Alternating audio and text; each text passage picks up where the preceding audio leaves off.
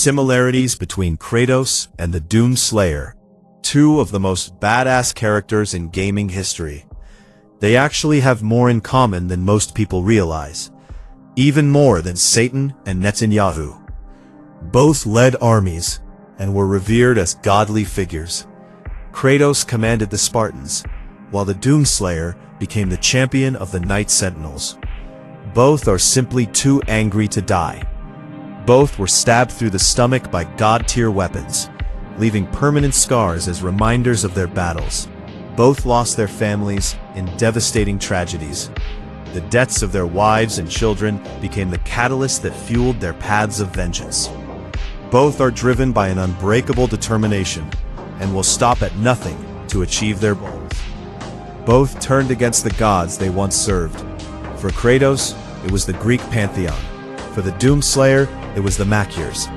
Ironically, these same divine beings had aided them before ultimately betraying them for their own selfish purposes. Both are feared by their enemies and respected by their allies. Both stand among the strongest beings in their respective universes, if not the strongest. Rage is central to both of their characters, and it often amplifies their power.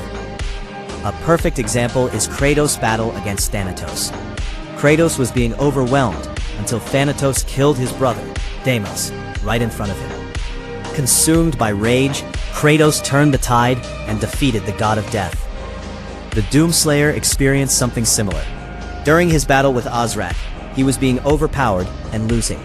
But when Azrak killed Serat, the Slayer's dragon companion, his fury erupted, allowing him to defeat Azrak easily. Interestingly, neither of them was born with their full godlike powers. Kratos believed himself to be nothing more than a mortal man, even though he was technically a demigod by birth.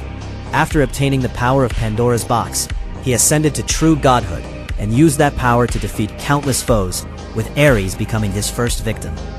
The Doomslayer also began as a human marine, known for surviving impossible odds.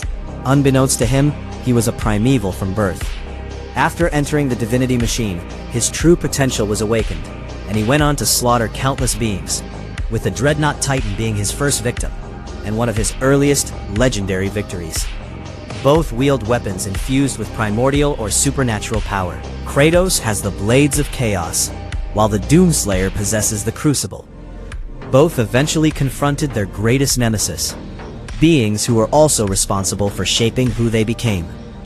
For Kratos, it was Zeus, his father, king of the gods, and the mightiest deity of Greece.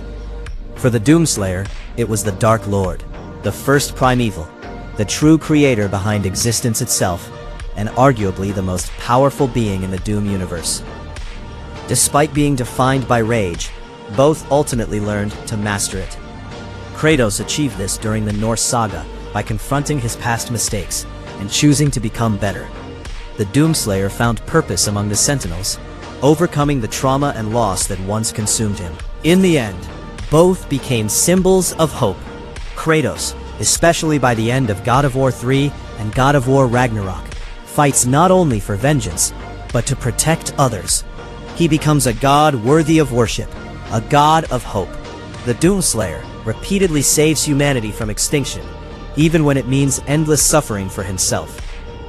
At the end of Doom 64, knowing the torment that awaited him, he willingly chose the path of perpetual sacrifice to keep hell contained.